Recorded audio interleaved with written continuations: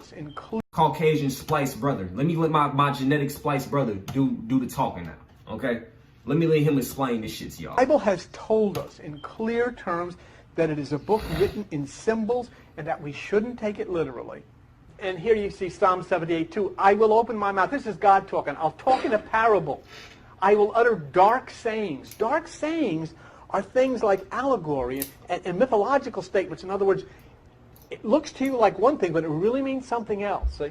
Proverbs, it says wisdom in the Bible is to understand a proverb and the interpretation, the words of the wise and their dark sayings. What does it mean?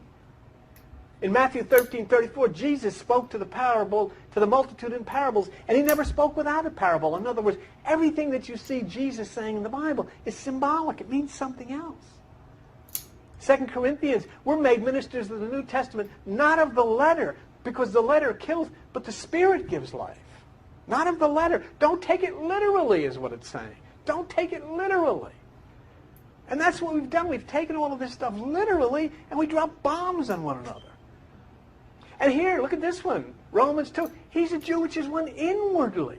The circumcision is of the heart, in the spirit, not of the letter. It's not a physical thing. 2 Corinthians 3:15. But even to this day, when Moses, which means the Old Testament, is read, there's a veil over everybody's face. They don't understand what they're reading. And here it says, Acts 7:48, the Most High, meaning God, doesn't dwell in temples made with hands. It dwells in this temple here. It's on top of your shoulders. This is the temple. This is the only temple that's not made with hands. Luke 17:21, the kingdom of God is within you.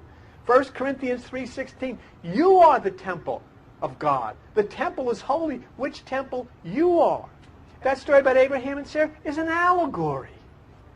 There are two covenants. One's talking about Mount Sinai, which is bondage, which is Hagar. The other one's talking about Sarah. But the word allegory means it's a symbolic story. These people never even existed.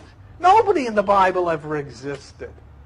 There's not one shred of proof that anybody in the Bible ever existed.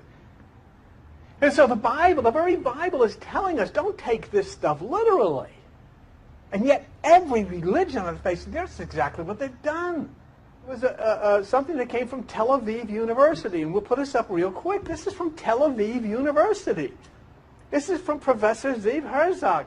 The many Egyptian documents known to us do not make any reference to the children of Israel in Egypt or the events of the Exodus. Generations of scholars tried to locate Mount Sinai and the stations of the tribes of Israel in the desert. Despite all of this, not one site was identified that could correspond to the biblical picture. And basically, there's no evidence about Joshua. There's no evidence about anything. It never happened.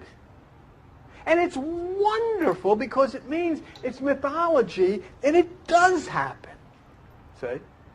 So these were stories written by somebody using particular places and names, but actually meaning something that is important for you, your life, your health, your existence upon this planet. And according to these archaeologists from Tel Aviv University in the middle of Israel, none of this stuff ever happened.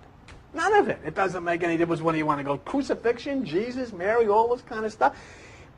It's not that they're not real. They are real, but not in the context of the story. The story is talking about something that goes on inside of you. The Virgin Mary is inside of you. It's Pia Mater, where the child is born, and all this stuff. But we'll get to it. We can take that down.